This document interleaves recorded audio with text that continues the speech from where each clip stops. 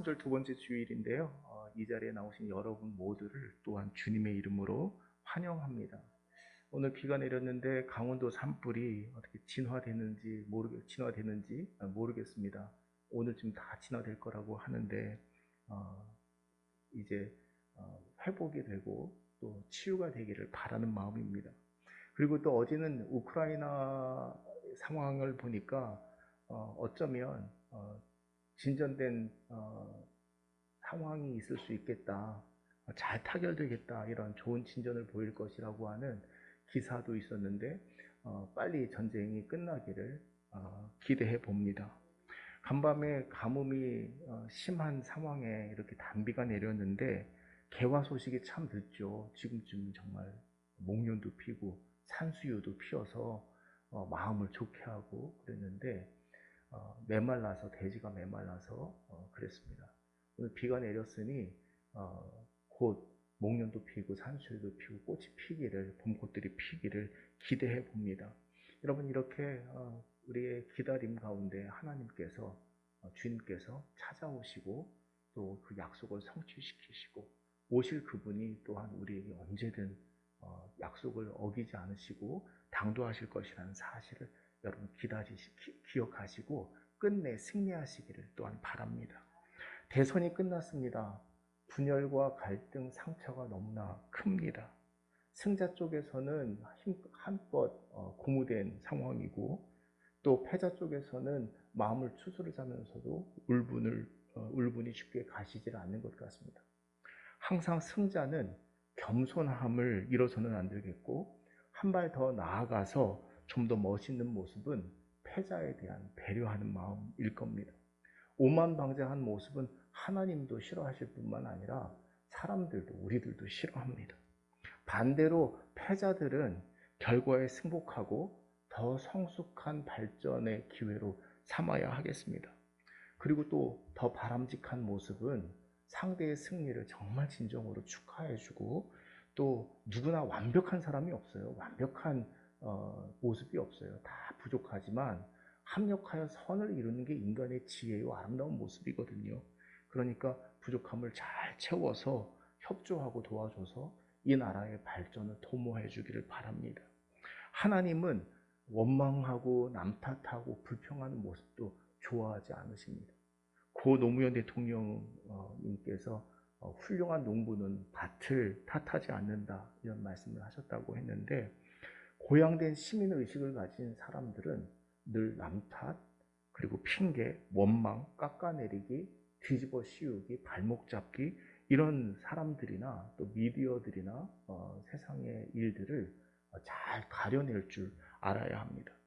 이제는 선거로 빚어진 갈등과 분열, 상처를 치유하고 국민 통합, 화합, 치유의 길로 나가야 할 때임은 당연하겠죠. 철학자 최진석 교수는 이런 글을 남겼습니다.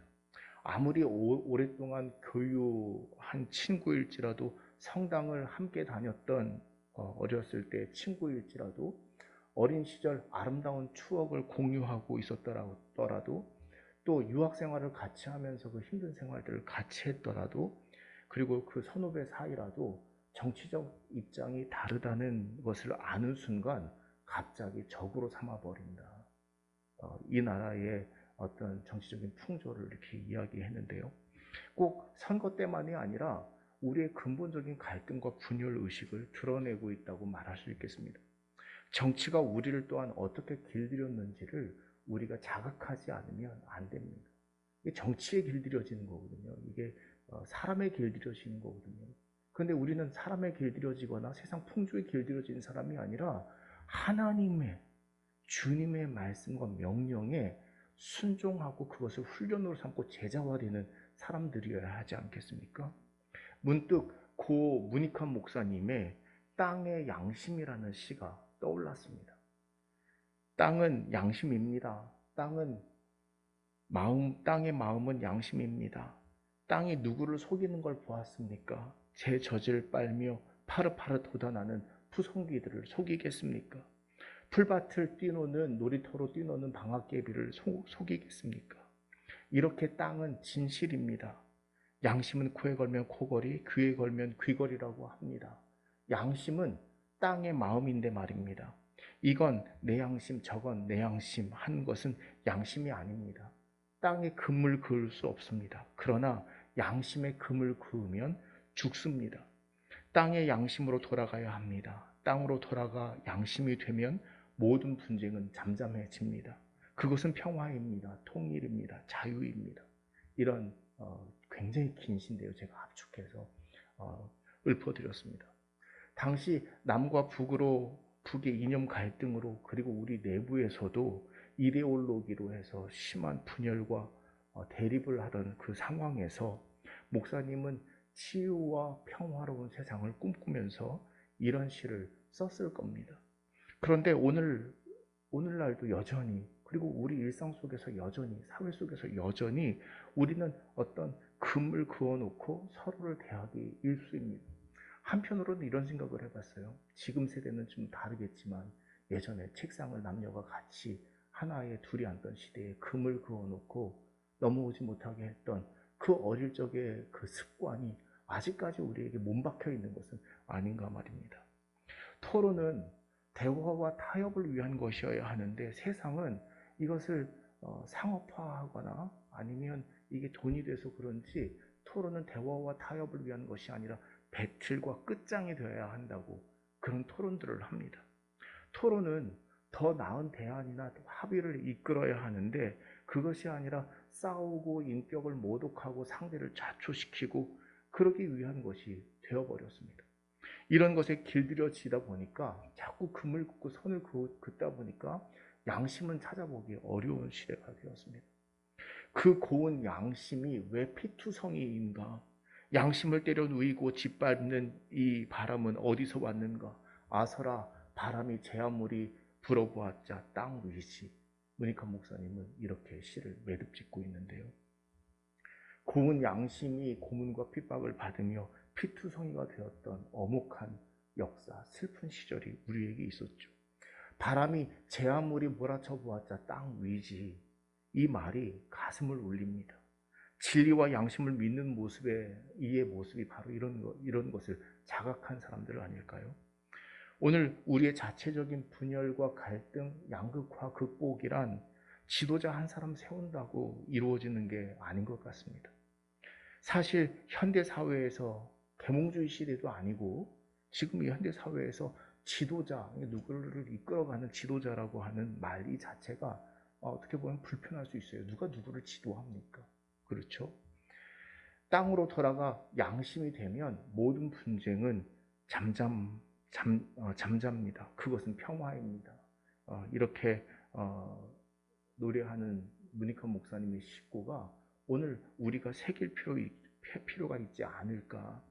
주님이야말로 땅으로 돌아가 양심이 되신 분이니 말입니다. 세례 요한이 감옥에 갇혔습니다. 그의 제자들을 예수님께 보내서 묻습니다. 오실 그이가 당신이십니까? 당연하죠. 그런데 묻고 있는 거예요. 우리가 다른 일을 기다려야 합니까? 주님은 요한의 제자들의 말을 듣고 가서 너희가 보고 듣고 깨달은 바를 알리라 이렇게 말씀합니다. 맹인이 보며 못 걷는 사람이 걸으며 나병 환자가 깨끗함을 받으며 못 듣는 자가 들으며 죽은 자가 살아나며 가난한 자에게 복음이 전파된다 하라. 그러면서 이 말씀을 덧붙이시죠. 누구든지 나로 말미암아 실족하지 아니하는 자는 복이 있도다. 여러분 왜 이 말씀을 하셨을까요? 주님의 사역에서 본 바, 그것이 요한의 질문에 대답이 되었을까요? 들었던 바, 본 바, 이것을 전했다면 요한이 오실 이가 당신이십니까? 라고 물었던 그 질문에 대답이 되었을까요? 혹은 안 되었을까요? 성경은 이것까지 우리에게 말씀하고 있지는 않지만 여러분 그러나 오늘 우리는 정말 주님의 이 말씀이 대답이 되고 있는가? 오실 그분이 예수님이라고 하는 이 물음에 정말 대답이 되고 있는가? 요한의 질문에서 우리는 더 좋은 세상을 위해 준비하고 노력하며 기대했던 간절하고 절박한 마음을 읽을 수 있어야 하겠습니다. 좋은 세상이란 세례 요한이 생각했던 좋은 세상이란 하나님의 법을 적당히 준수하는 게 아니라 그냥 겉으로 보이기에만 잘 준수하는 것처럼 이렇게 보이는 게 아니라 성실히 진심으로 준수하고 하나님의 통치가 이루어지도록 바라는 세상이었습니다. 요한은 강가에서 사람들에게 세례를 주며 예수님보다도 더 먼저 회개하라, 천국이 가까웠다, 이렇게 선포했습니다. 맨날 율법 하며 자신들의 전유물처럼 여기는 사람들은 실상 율법을 모르는 사람들이나 마찬가지였다고 봤습니다. 요한은 이들을 향해서 독사의 자식들아, 누가 너희에게 일러 장차 올 진노를 피하라 하더냐.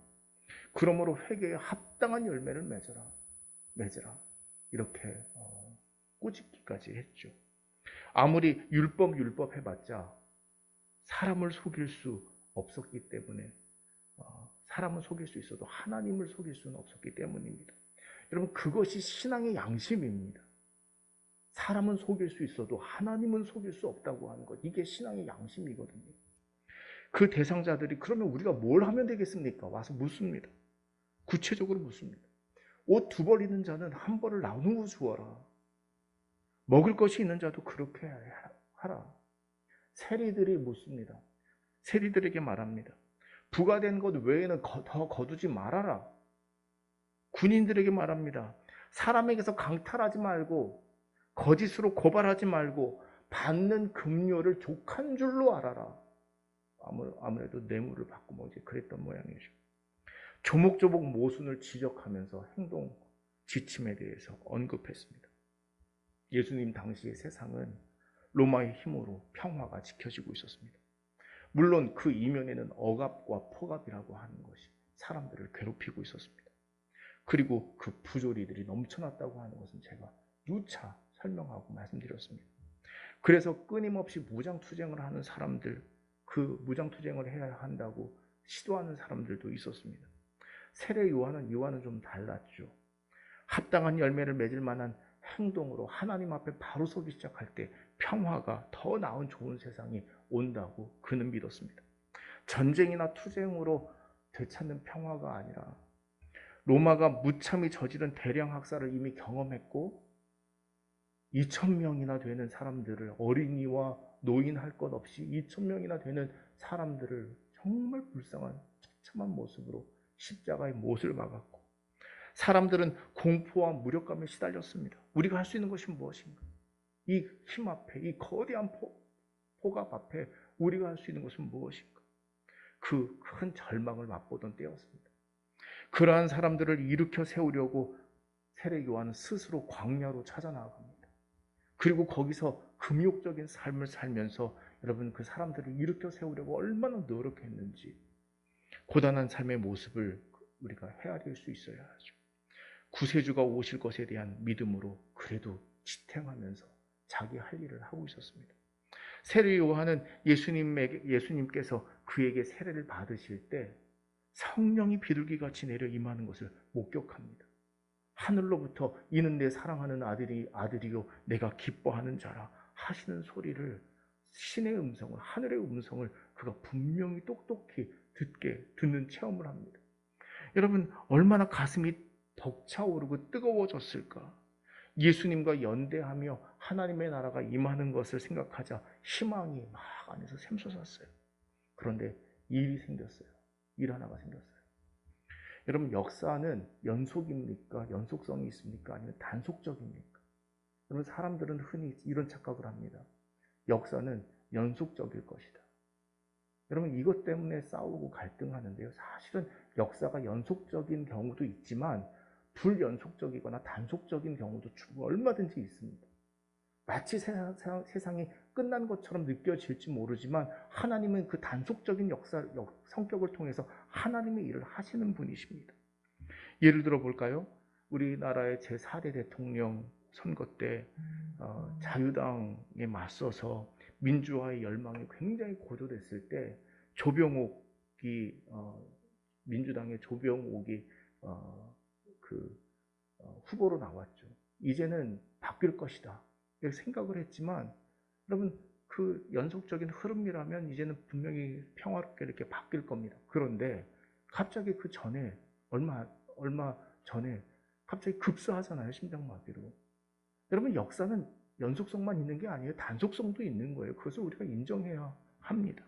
마치 내 일이 내가 추구했던 것들이 끝나면 모든 것이 끝난 것처럼 사람들은 이런 절망을 받는데 아닙니다. 하나님이 그 일을 통해서 어떤 일을 하실지 알 수 없는 겁니다. 갑자기 심장마비로 급사했다는 사실을 보면 사람의 계획과 기대대로만 되는 것은 아니라 그 걸음을 인도하시고 역사의 주인은 하나님이라는 것을 우리가 알아야 하지 않겠습니까? 80년에 서울의 봄이 찾아왔습니다.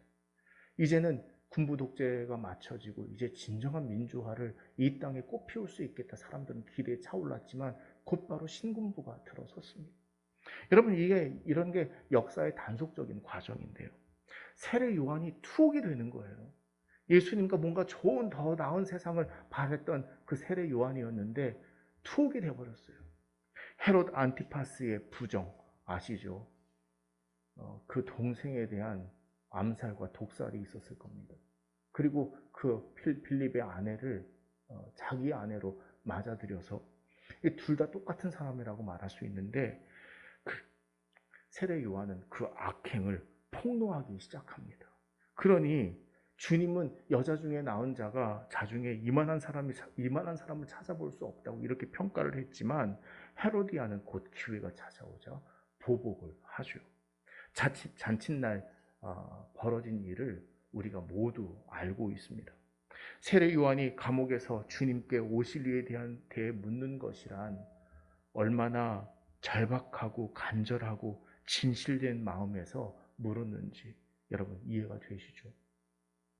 듣고 보는 것이란 무엇입니까? 주님은 병자들을 고치셨고 또 귀신들을 내쫓으시고 정화하는 일을 하셨습니다. 그리고 죄인들을 용서하는 일을 하셨습니다. 그런데 이것은 하나님의 아들이라 믿지 않으면 이것은 이해할 수 없는 일이었지만 그러나 그를 용서하시자 그의 삶이 나아졌고 회복되고 치유되는 일을 보면서 사람들은 과연 예수님이 하나님의 아들이시구나 이런 것들을 체험하기 시작하죠. 복음을 가르치셨고 하나님의 나라를 선포하셨습니다. 그런데 여러분 가만히 오기를 기다렸던 것이 아니라 주님께서 직접 찾아 나가시는 거예요. 어려운 사람들이 오기를 기다리는 게 아니라 주님을 어떻게 알고 그 어려운 형편 처지에 있는 사람들에게 찾아가셔서 그를 보듬으시고 안으시고 고치시고 치유하시는 일을 하셨습니다. 여러분 여기까지는 별 문제가 없을 겁니다. 죄송해요. 잠깐만요.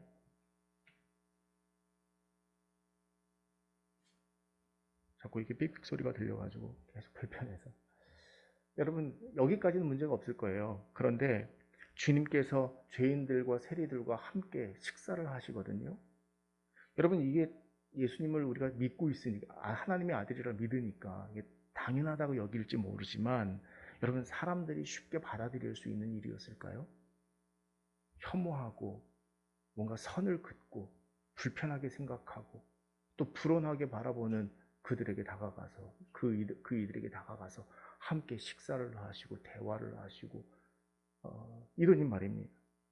여러분 오늘날도 혐오와 차별, 냉대 이런 고통을 당하고 있는 이들을 위해서 그들을 조금 어루만지고 긍휼히 여기는 마음으로 기도해 줬다고 해서 그 이유만으로 정죄의 벼랑 끝에 내모는 경우가 얼마나 많습니까?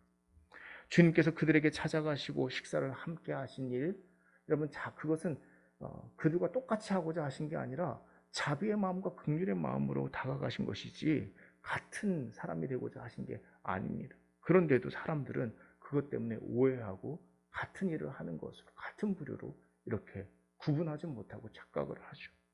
주님은 보고 듣고 들은 것에 대해서 이렇게 정리를 해주십니다.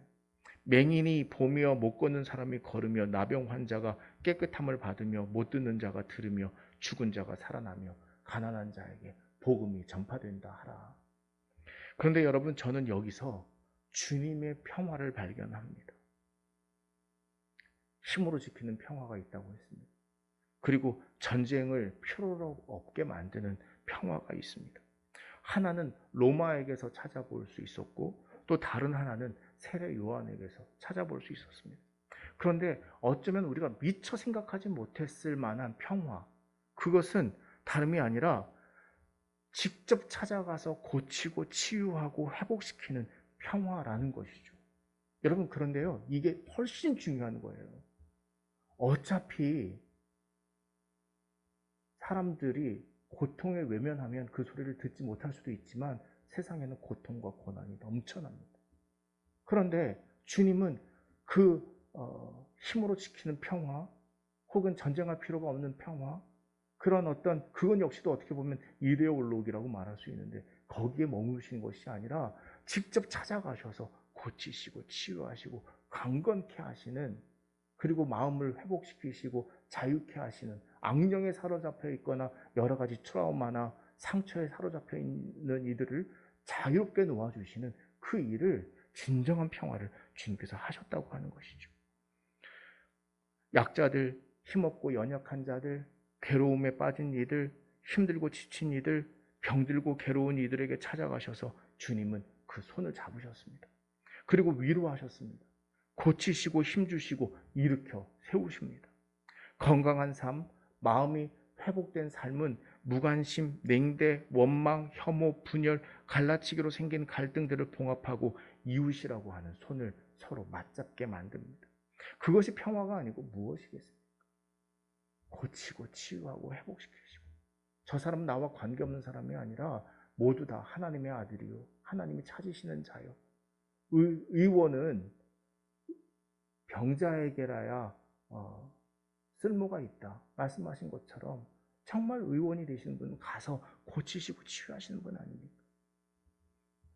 로마가 수탈해 간 과도한 세금, 그리고 그 보증제도가 무엇이었는지 그 사회상을 제가 말씀드린 바가 있습니다만, 그 보증제도 때문에 가게가 줄도산, 그리고 가정이 줄줄이 몰락하는 그런 일들이 벌어졌는데, 여러분, 이것들 때문에 이웃들 간에 적개심과 원망, 여러분, 이런 것들이 생겨났고, 그리고 있어도 나눠줄 수 없고, 아니 나눠주기 싫은 다친 마음이 그들을 지배하고, 사람들의 마음을, 이웃들의 마음을 지배하고 있었습니다.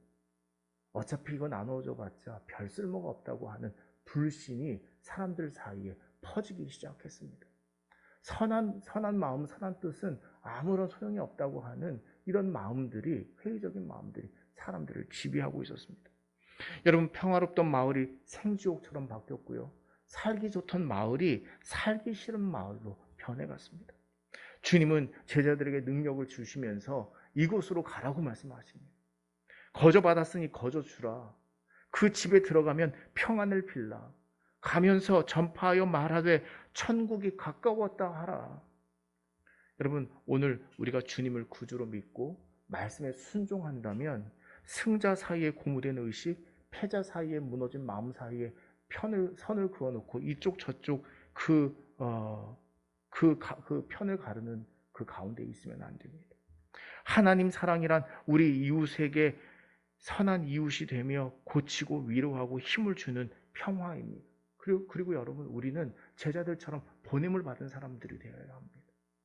그리고 여러분, 그 속에서 평화를 세워야 하죠. 왜 싸웁니까? 왜 분쟁합니까? 왜 불신합니까? 누가 그렇게 만듭니까? 어쩌면 남 탓할 것 없어요. 우리 안에 그런 마음들이 있는지 몰라요. 정말 좋은 사람이 되고 복음적인 사람이 되고 하나님을 믿는 사람이 되고 빛이 되고 소금이 되는 것이 아니라, 우리 안에 이미 피해의식과 상처와 아픔이 우리 안에 그것이 있어서 찌르는 칼이 되었고, 깨진 사발은 누군가를 찌른다고 하죠. 우리가 그런 존재가 된 것은 아닌지. 그러나 여러분, 주님께서 오늘 우리에게 바라시는 것은 무엇이겠습니까? 헤로도토스의 역사라는 책에 나오는 이야기인데요. 사람이 저마다 자기만 불행을 겪고 있다고 이렇게 억울해하니까, 그리고 이것 때문에 분쟁하고 싸우니까 서로를 무시하기도 하고 편을 가르기도 하니까, 어느 날 모든 사람들이 다른 사람들과 자기 것을 맞바꾸자고 한 곳에 모였습니다. 여러분, 어떤 일이 일어났을까요? 서로 다른 사람의 불행을 자세히 살펴봅니다. 그리고 나서는 누구도 예외 없이 자기가 가져온 자기의 불행을 그냥 자기가 도로 가지고 가더라는 겁니다. 여러분, 나만 힘들다고 생각을 하면 이 평화를 세워갈 수가 없어요. 자신만 고통받는다고 생각하고 남 탓하고 원망하면 평화를 세워갈 수 없어요. 어찌 보면 누구나 다 고통스럽고 누구나 어려운데 그것을 바라볼 줄 아는 마음이 있어야겠죠. 천국은 멀리 있는 것이 아닙니다. 우리의 생각이 조금만 바뀌면, 여러분 지옥도 마찬가지입니다. 멀리 있는 게 아니에요. 우리가 어떤 생각을 먹느냐에 따라서 천국도 되고 지옥도 될 수 있습니다. 조금만 생각을 바꾸고 마음을 고쳐먹으면, 새롭게 하면 천국은 가까이 있는 겁니다. 여러분, 가정의 천국이 뭐 따로 있는 겁니까? 남편과 아내가 싸우는 게 그게 지옥이죠. 그런데 조금만 참으면, 조금만 생각을 바꾸면 여러분, 천국이 가까이 있는 거예요. 멀리 있는 게 아니에요. 주님께서 그래서 말씀하시는 거예요. 회개하라, 천국이 가까이 왔다. 세례 요한이 어떤 의도로, 어떤 맥락으로 말씀했는지는 모르지만 주님께서 말씀하시는 맥락과는 전혀 다른 겁니다. 회개하고 뭔가 세상이 바뀌면 천국이 오는 걸로 이해했을지도 모르지만, 예수님은 그게 아니라 삶의 자리로 찾아가서 거기서 조금만 우리가 빛과 소금의 역할을 감당하고 조금만 희생하고 헌신하고 섬기고 나누고 이렇게 살면 그 천국이죠. 천국이 이루어지는 거죠. 천국이 멀리 있는 겁니까? 가까이 있는 것이죠. 조금만 양심을 갖고 양심을 회복하려고 노력하면 곧 천국이 가까이 있음을 알게 됩니다. 감동이 되고 변화가 됩니다. 주님의 모습에서, 제자들의 사역에서, 또